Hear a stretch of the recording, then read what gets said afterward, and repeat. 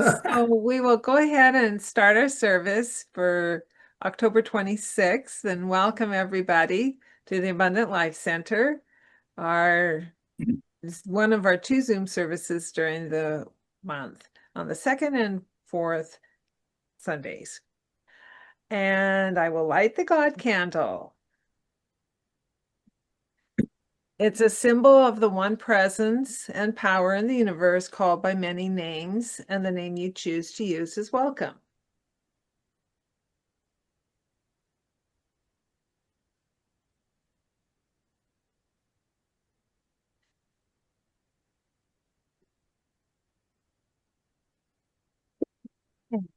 So we have a centering, quiet meditation.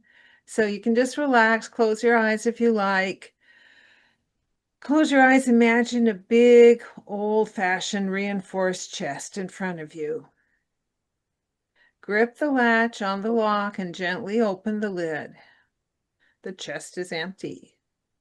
Now picture all your worries, all your desires and frustrations, everything that keeps your mind busy.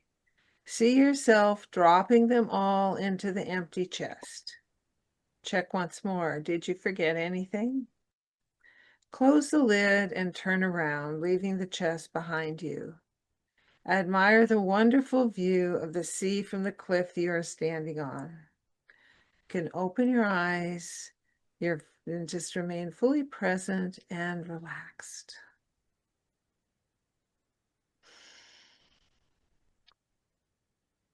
So we reinforce and restate our values and beliefs at the two services. In this service, we're going to repeat our values, and I will be the only one unmuted, so just feel free to Beverly. talk along with me. My God, it's Beverly.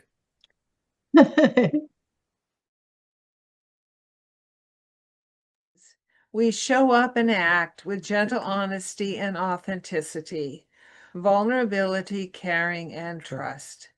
Open and welcoming hearts, attentive listening to and respect for one another, an intention to connect with the divine, a dedication to community, a commitment to grow through spiritual practice and service.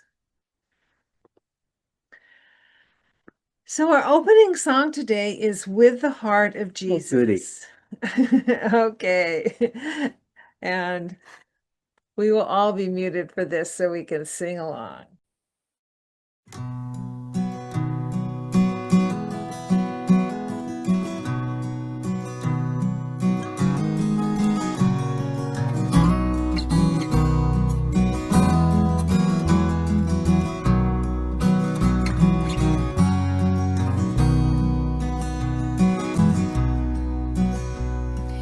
Living in a world that confuses me so, I find my shortcomings readily.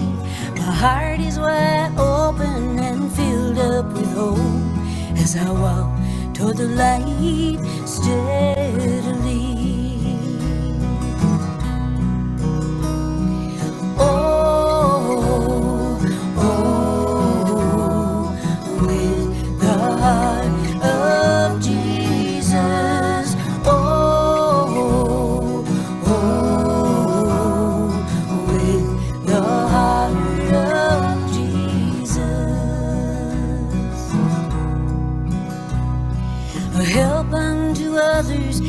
Taught us to be.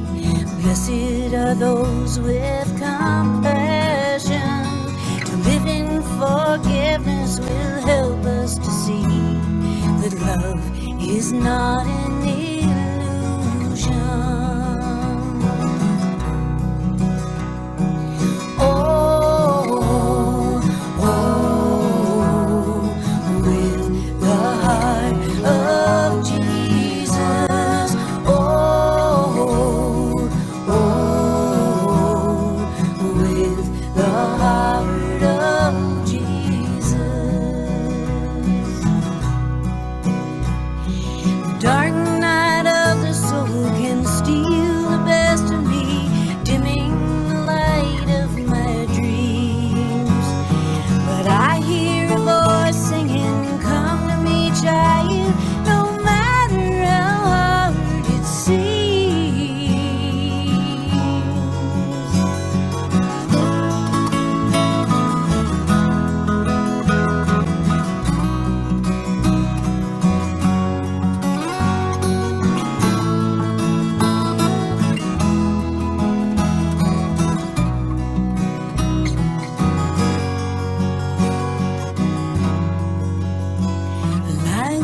my song, my voice, and my prayer. To love I give my devotion. The joy of this moment will always be here, for love is the highest vibration.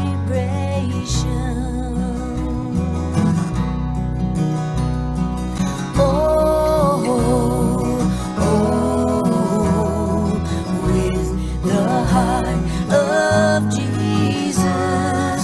Oh, oh, with the heart of Jesus.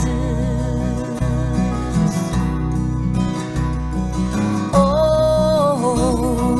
oh,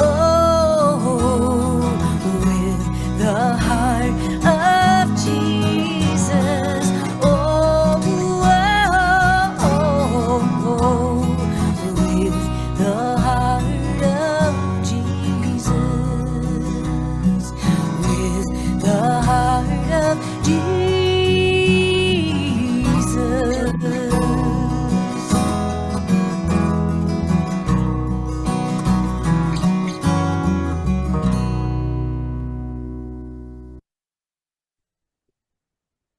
Great. That's a nice song from years back when they actually came and sang in person for us too. We're really pleased to have Paul Enberg leading us in a topic and discussion today. As he commonly does, he finds a book that is very intriguing, and he's volunteered to share that with us. And the book is called, and his topic is Jesus Before Christianity. The book is by Albert Nolan. And I'll invite you, Paul, to unmute yourself and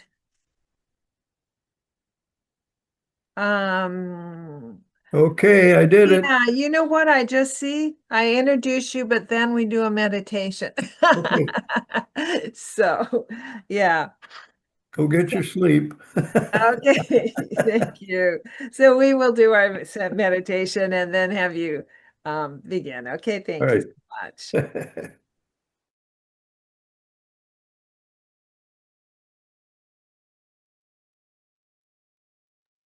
There. Are we ready? Well, can you hear me? Raise your hands if you can hear me. Okay, that's what I want. Um, I ran onto this book. Joanne Ryan gave it to me because we've been talking about our belief systems and she thought she found it at a used bookstore. The book was written about 25 years ago. Still valid today in its thinking and its presentation, I think. This is a book that parallels the Bible, but this guy really knows his languages and nuances, and he studied other authors that have covered things. It's pretty hard from the Bible to get all of this further study and having skills of other languages. The Bible is simply too simple to to cover all this, and this guy has done a great job of it. I'm just going to kind of tell you the story. You probably know the general story from the Bible, but some nuances that I picked up. Of course, it starts with John the Baptist. That's I think that book of Mark. That's where it starts too. It does not talk anything about the Christmas story or how Jesus got to where he is. But his first notice is that he talks about is when John baptizes Jesus. And John's purpose in this is to change the Jewish people and get them to how are we going to say it? To respect the Jesus for the power that he is. And with the idea that you're going to need this kind of support in your life. And he does this by insisting that everyone in the Jewish community get baptized. So that was his job. And as you all know in the Bible, it wasn't long that he got wiped out by some conspiracy with the king and what was that, Salome or something like that. And Jesus took over the job of talking to the converting, or whatever you want to call it, bringing the Jewish people to God. That was Jesus's job. But he did not use the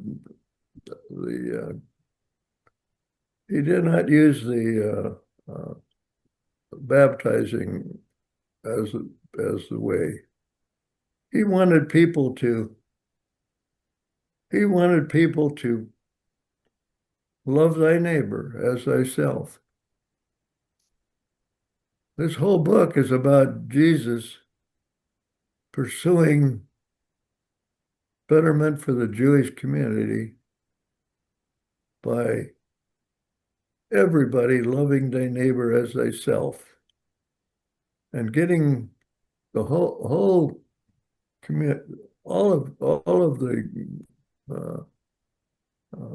Jewish people to find this way of living and communicating with their people, with anybody, whether it was a member of your family, or whether it was a good friend or a Jew that you met, or even an enemy that you might have created. Love your enemies as yourself was his. So when he meant love for everybody. It wasn't a pick out your one you get along best. I've been taking note of that because in my own life, I've tended to cozy up to the people that respond well to me, and I say I love them, and I do. But I sure I have not gone out of my way to find out who my enemies are and try to get them to accept this way of thinking. Anyhow, Jesus took on the job of he had a strategy throughout the whole Bible that I never understood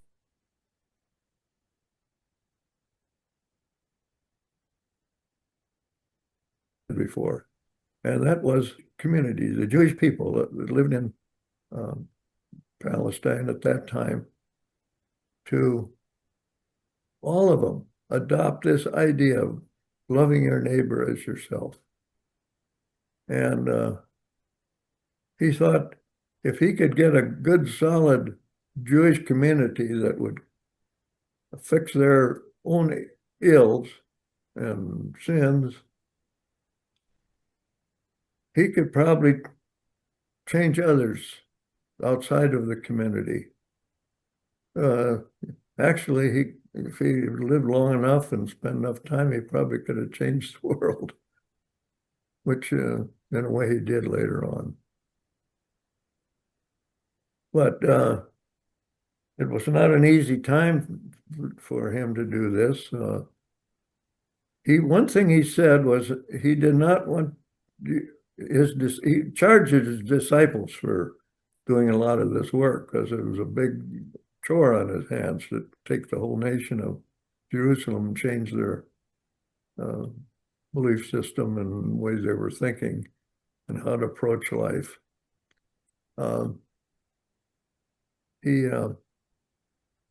So he gave a lot of the job to his disciples or anyone that got got the message from Jesus to pass it on to the next person. He didn't want his people to go outside of Galilee. He wanted to get a group of people that were really all together, and he just didn't take on the whole Jewish community to start with.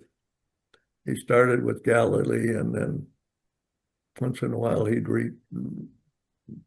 run onto somebody that wasn't a part of the Jewish community, but he would still make love with them. I guess I'd have to say. Jesus was a very inspiring person, and he could get them to particularly fix their own problems. And this author, not like our President Jefferson, he wanted to keep the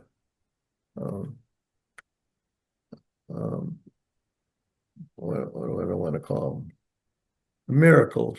He wanted to keep the miracles in the teaching, because the miracles, the way Jesus went about it, is different than it seems to be in the Bible. And Jesus went about it by getting the guy interested in it, and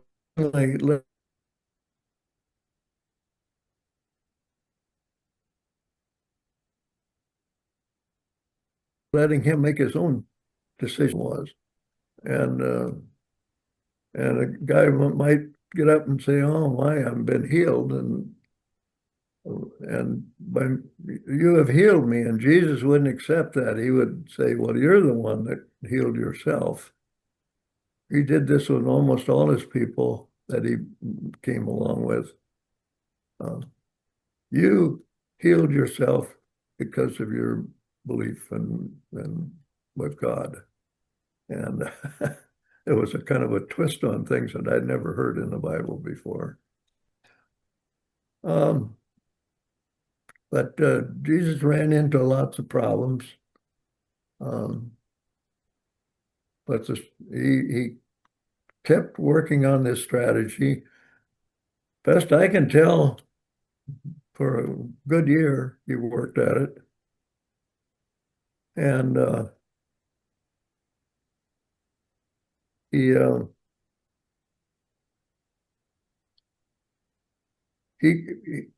but one time later on, when we get to the Easter story, Jesus gets exposed to the money changers and the elite in the Jewish church, and he doesn't do so good with them. It almost comes to blows at times. But anyhow, there was one time there after he approached the money lenders, he found out that the Jewish people, some of the Jewish people have been charged with going and killing the whole bunch of people that were preaching this new message. And contrary to what the Bible said, he didn't go to the what I want to say, Palm Sunday. He escaped from the country. That was a new one for me. But this guy says that he did it to protect his people that were his missionaries, his disciples. And he didn't return to Jerusalem till he thought it would be safe. And turned out to be that I think the time was even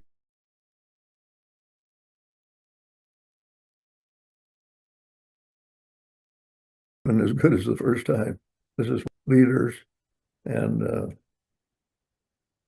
he was put on a trial, and he was even, they said in here, he was even thinking about making a deal with them. But he said Jesus could not find any place in his heart to change his message that your main reason for being here, the reason you need to be here is to love your enemies as yourself, love your neighbors as yourself. And he couldn't find any way that he could compromise that. The author here submits that this is the reason he couldn't make a deal. And then of course, you know what the rest has. Pontius Pilate got him and killed him. The book does not go into the details of the Palm Sunday and Jesus' execution. It ends at the place where Jesus has to make this, and he's decision, and it's turned over to Pontius Pilate. I was surprised at the end of the book, this guy's statement and the discussion about this book and Jesus was a person for the modern times, for our times. I know they tried to teach me that it was in Sunday school, but I never got it very well. But that you can have Jesus and God in your life, even though you may have dumped God. He said you will never learn God from him directly. You'll learn about God through Jesus and his teachings, because Jesus knew him very well. And that's how to find out. You'll find God in Jesus, he said. And that was a new twist that I never thought of.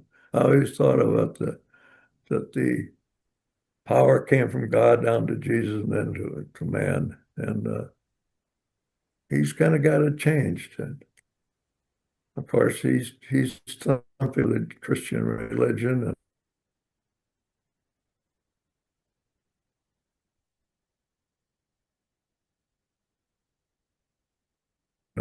But find your God in Jesus. You'll be glad that you did. Now, that's kind of a summary of the book. I've left out a lot of detail that it's fascinating. It's slow reading. I have some things in here that I highlighted. I'll just pick up 2 or 3 of them here.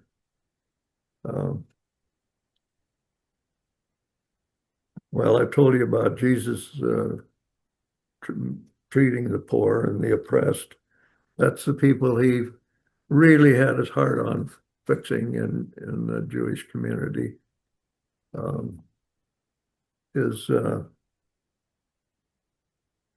The faith in healing came from God, not from Jesus. So he said that the miracles ought to be kept in there in the Bible when you're thinking. He said he was looking for group solidarity, and he says there was hardly any in the Jewish community, let alone elsewhere. And his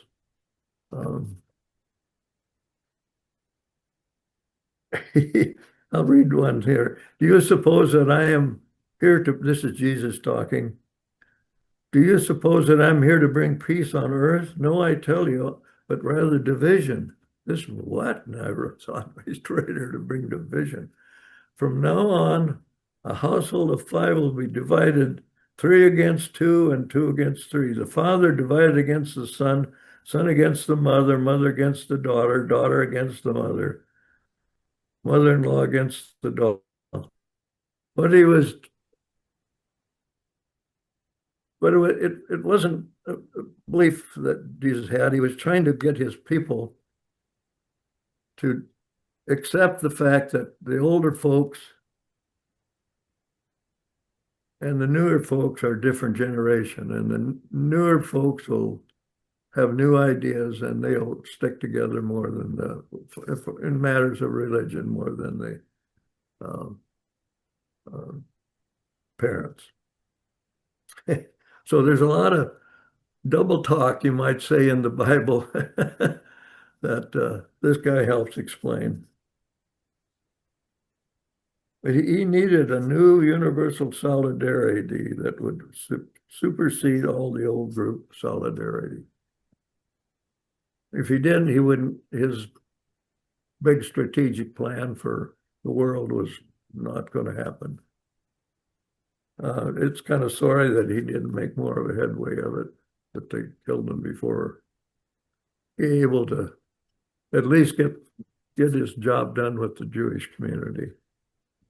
In the end, the Jewish community didn't do very good. Not long after this, they burnt the temple and then segregated the Jewish nation. Really, Jesus didn't get through to them very. He didn't have enough time, as I see it. I think he had the right message, but just not enough time to preach it.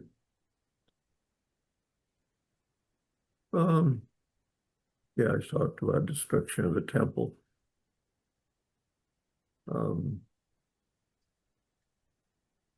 I think that's enough to open it up for discussion. If you ain't gonna ask me questions, I'll do the best I can, but there's a lot of stuff here. Does anyone have a comment, a question?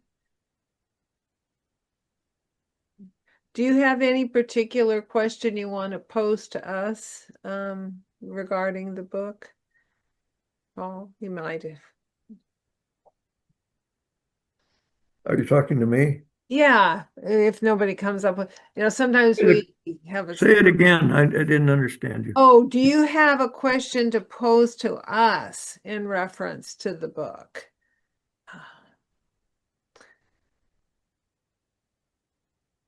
Do I have something to speak to you about, Church? Oh, something you would like us to respond to, or well, I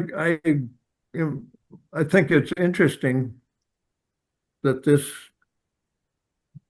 Albert Nolan got more out of the Jesus book than I did. Why is he entitled to that? I was taught by the church, but he doesn't even use the word Christianity here, although it's obvious that he's practicing it.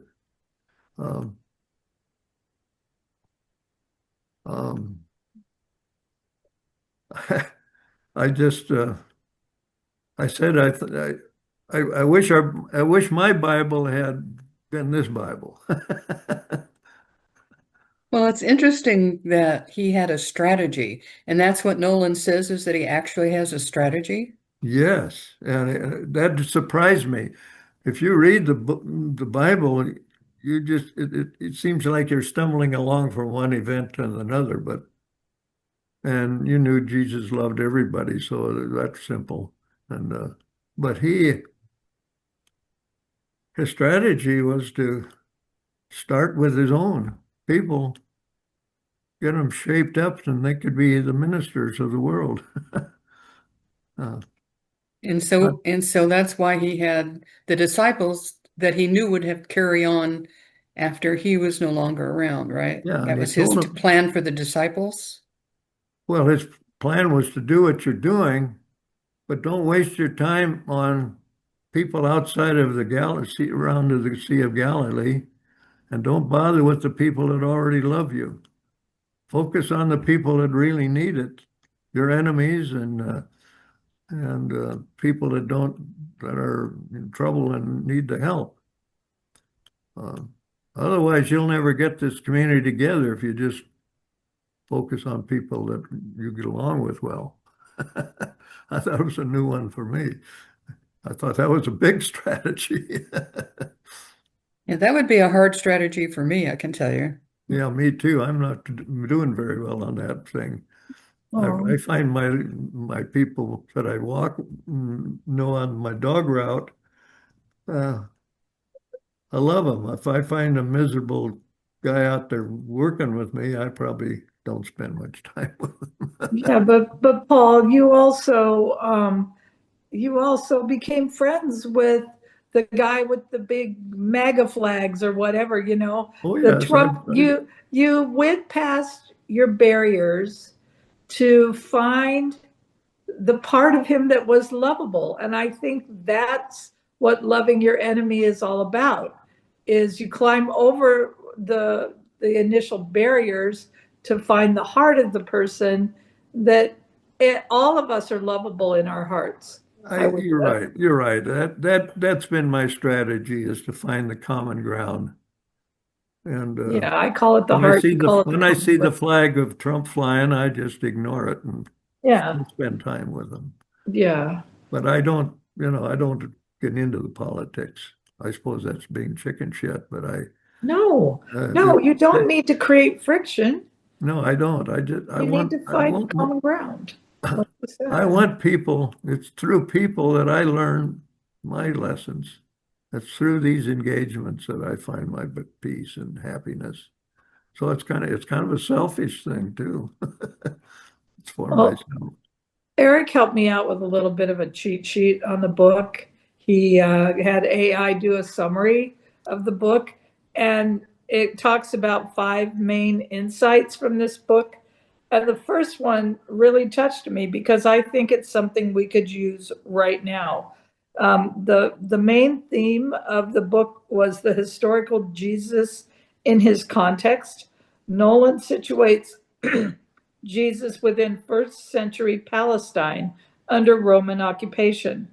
The world Jesus lived in is one of economic exploitation, political oppression, and social inequity. Does that sound familiar, you guys? And Jesus's message directly confronted this context, Yeah, offering liberation and hope to the poor and marginalized. yeah. Boy, if that's not a message that's appropriate for all of us today, uh, it's insane how history repeats itself. I Maybe think they history made doesn't repeat itself so much as continue. I Yeah. think they made a Because mistake you when could go back through all of our ages and see the same thing. It's a spiral, all right? We're just going up this spiral and revisit some topics, but in a different manner, trying to grow. I would say that the message of Jesus wasn't understood by many. A few, and even the one who wrote the New Testament would probably, which was not only a few years later, it was tens of years later, uh, probably interpreted to their understanding, which uh, didn't serve really what Jesus was telling to everybody. And then, well, we know religion, when you can't beat them, join them, but then take up the message and controls the message. And this is really what happened. I think the message got really distorted in terms of I would say putting ego in the center of everything, not even blinking. At the end, probably Catholic Church is one of the richest institution in the world, right? And not from nothing, because they know money, they know how to make it, they know how to get it. But that's not the purpose of the whole no, story. That's not what we hear. And the message of Jesus, the original message of Jesus, was really why we are here. And this got hijacked over 2,000 years ago. it was interesting. The author never mentioned the idea of us going to heaven, except in one place he says that the kingdom of God was not, which Jesus was looking for, was not heaven. And he had examples to You see, the difficulties that we have is that we read all these books, but can we internalize? Yeah. I mean, can we go beyond the knowing? Okay. I should say, can we go beyond the knowledge and get into the knowing? The knowing is an inside job. I know it because I feel it and I can experience it, right? And the knowledge is what we read, but the knowledge is books and nothing else. What you take within and moves you is the knowing.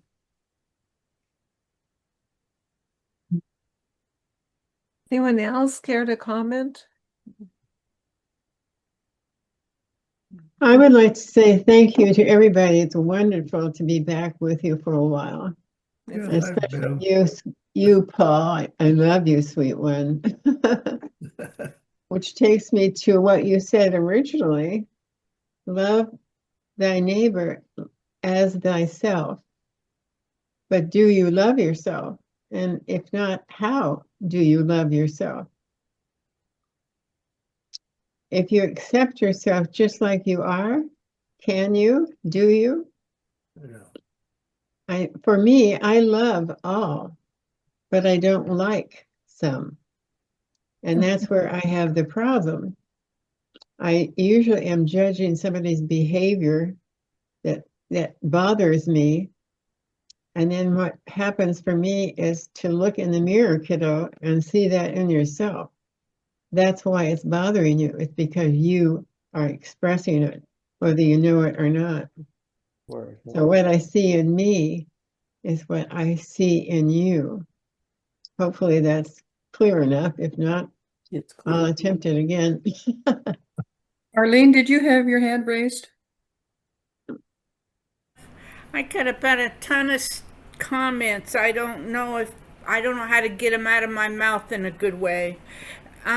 You know what? I really honor and cherish this work, Paul. Thank you very much. For me, in my heart and in my head, there's a big missing piece, a huge missing piece. And that piece is, where are the women? What were the women doing? Were they even talking to each other? Were they stayed busy cleaning up messes and having babies and, cooking and cleaning up all the messes? I don't know what women were doing at this time in, if you will, Christian development. And I'm hungry for that. And I always get hungry for that in my heart as well as in my head. And I look for and feel for some kind of aha, and I don't get it. And Reverend Bev, when I hear you talking, I go, oh, there's the feminine.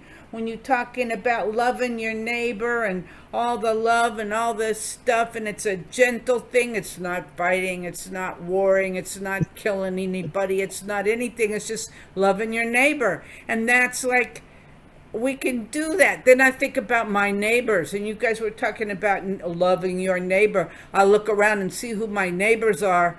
I don't know which one I'm gonna want to love. Well, I don't want to. No, nope. That doesn't work, And I don't know what to do with that. It's like there's something really missing for me in the study of religion and Christianity and that whole thing, especially when we talk about Jesus. Where are the girls? Where are the women? And what are they saying and what are they doing? They weren't educated, they couldn't read, they couldn't write. Okay, and now I'll shut up. I'm sorry. What? Well, I think it's very clear from the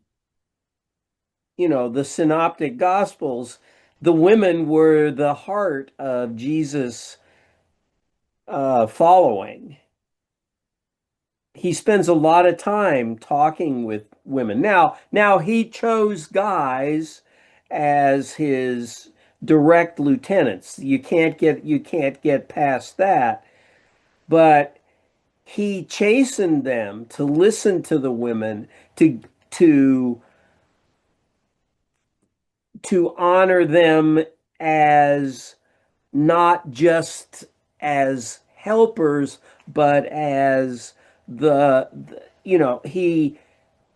he used them as examples of moral excellence over and over.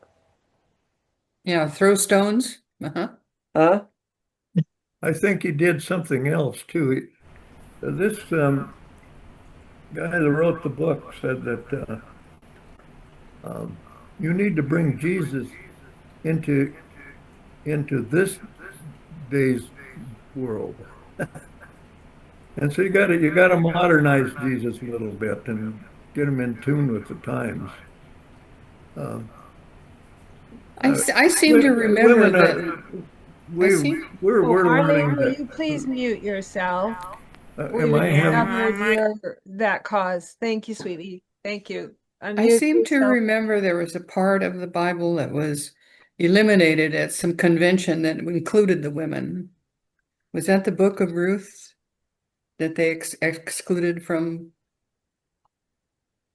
Anyway, I know that there was some female that was some woman that was excluded from the history of Christianity at one convention that probably the Roman Probably more than Catholics one. had. Yeah.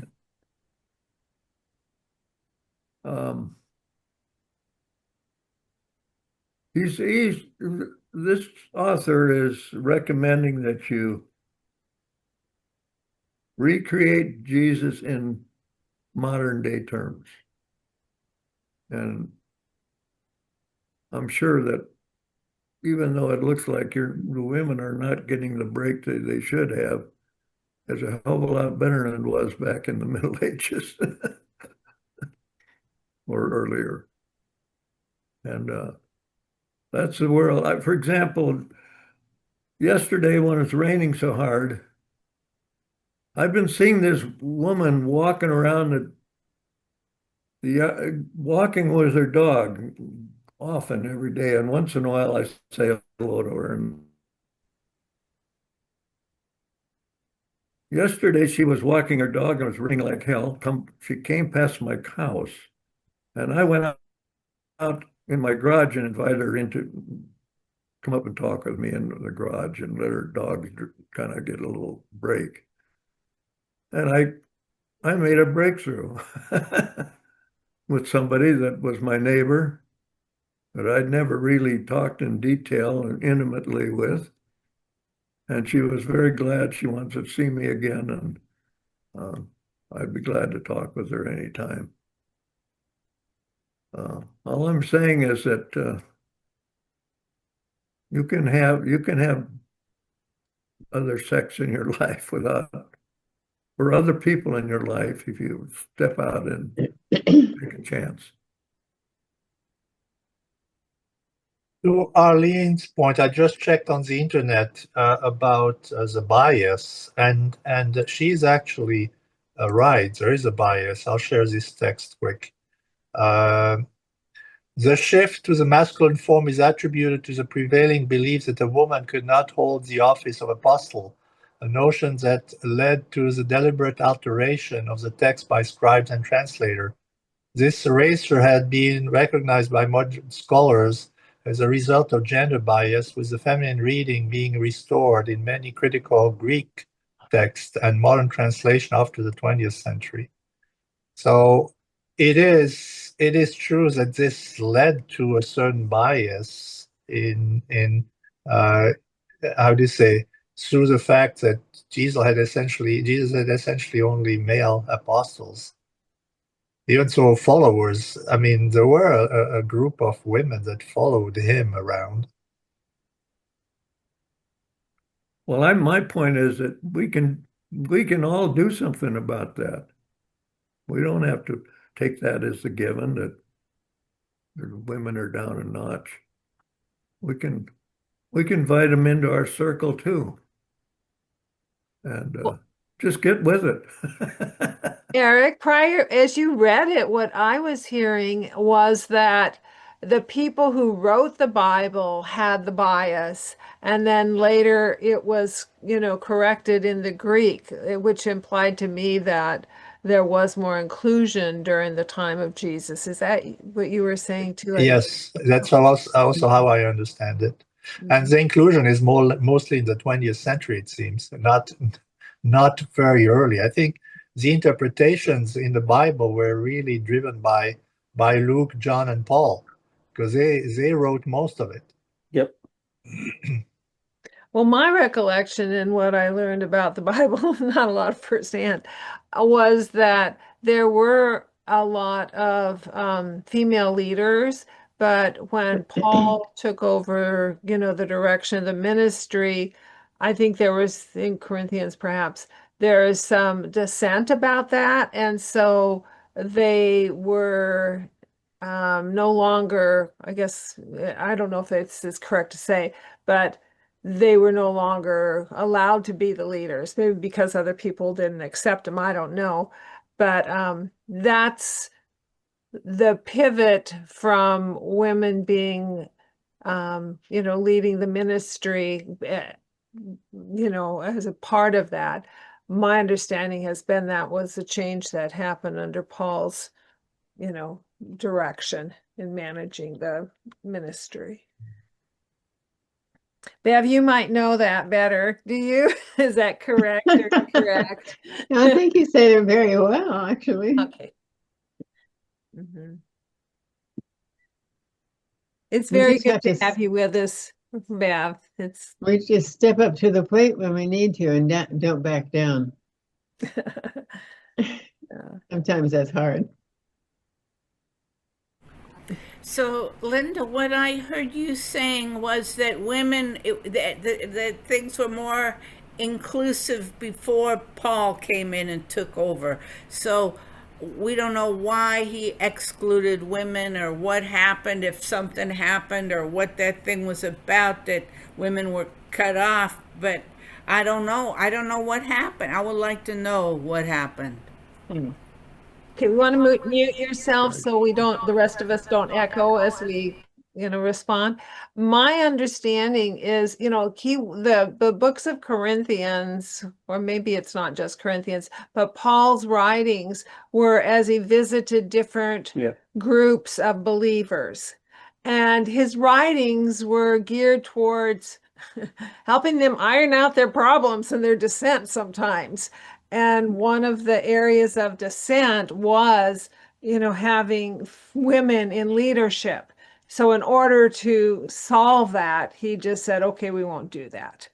That's the gist of my understanding. And it's in his writing.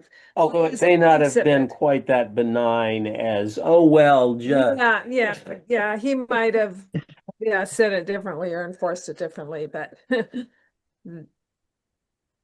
there is a piece in his writings that states that absolutely that true. They were no longer in the position of leadership, but men were going to be in those positions. Yep.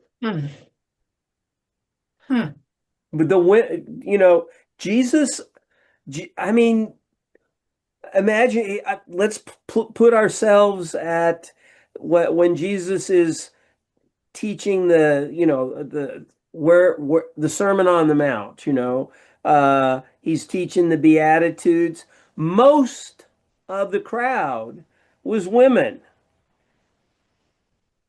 Most of the crowd were women. I think it's pretty implicit. It's pretty strongly implied. Now, the guys were running things, but the people who responded were women because Jesus didn't talk down to them. He didn't. He listened and helped them, as Paul our Paul points out, helped them to solve their problems through faith. And I mean, that's just that's a womanly way to do things, Yeah, from what I think the message of loving someone is more attractive, in the classic male female Yep. and mindsets more attractive to women. And so I could see why his following would be, have a lot of attraction for women, whereas power, the roles, the hierarchy, was, I think, the way of the time. We're working to break through that, but that was so accepted at that time. So that might be why he chose the apostles to be men, just for trying to have somebody that be listened to, by people. That's just speculation. I think you see also a much more balanced view of respect between men and women in the Native American traditions than in the European tradition, where patriarchal views were much stronger. I think, Arlene, you could relate to that now. Yeah, and I know in the Tlingit tradition and in some other native traditions, it's matriarchal instead of patriarchal. So there is a grounded, their culture, their way of being focuses on the women as a key cornerstone.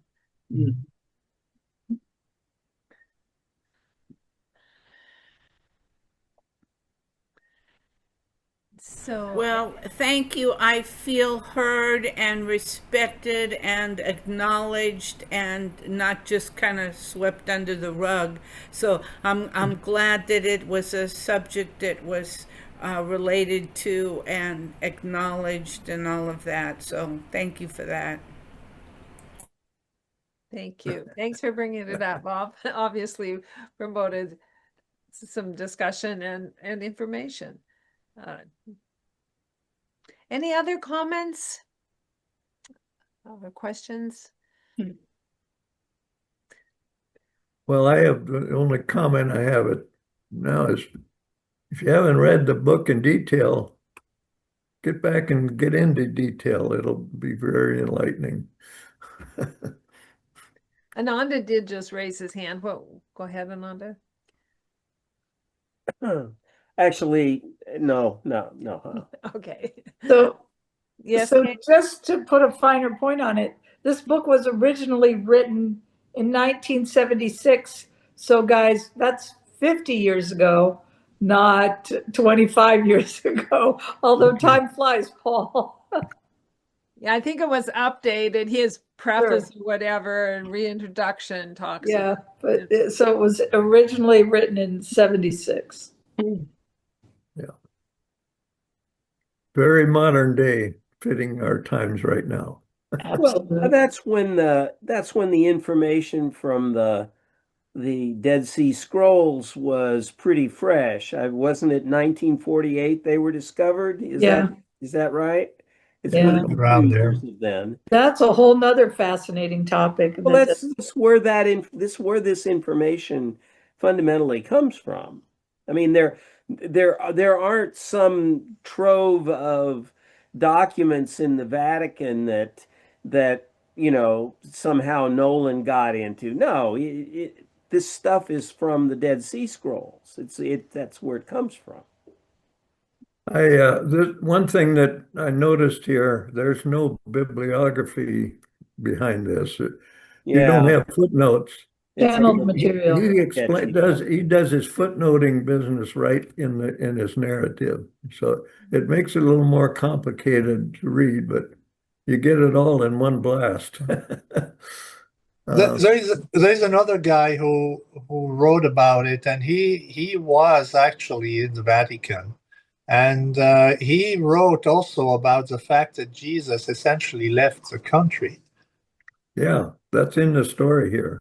Yeah. Did he go to India? The understanding is that he went to India. And I read other books from French travelers who got out of Galilee and Palestine.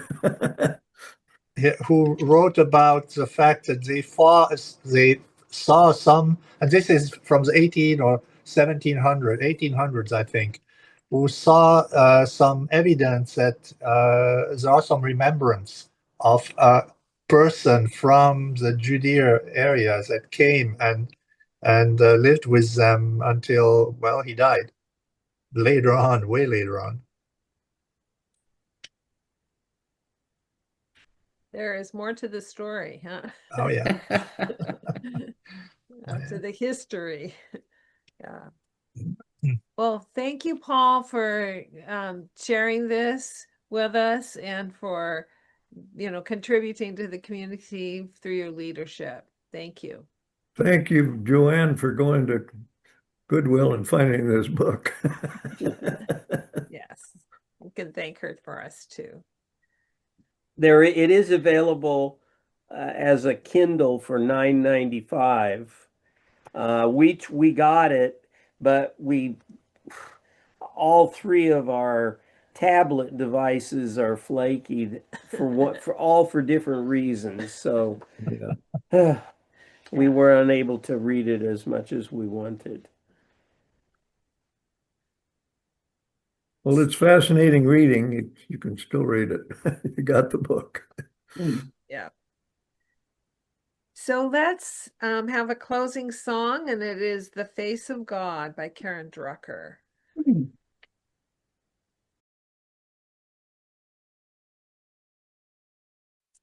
Thank you. Thank you. Thank you.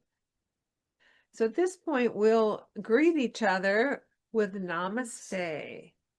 Namaste. Namaste. Namaste. Namaste. Namaste. Namaste. Namaste. Namaste.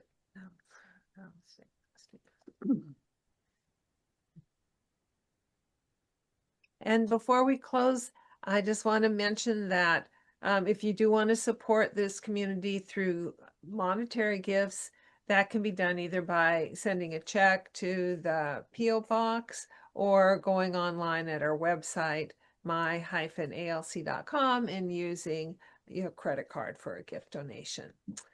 And we appreciate all the support through presence, service, and gifts of time and money. Thank you. Yeah. I was thinking, namaste. I've heard it said that the God in me sees the God in you. The spirit in me sees the spirit in you. Mm-hmm. And that's pretty appropriate for today. Mm-hmm. And in the way that, if we were to do this in a larger circle, it's like you acknowledge that to every individual, regardless of how you know them personally or not, acknowledging that the spirit in me recognizes that spirit in you.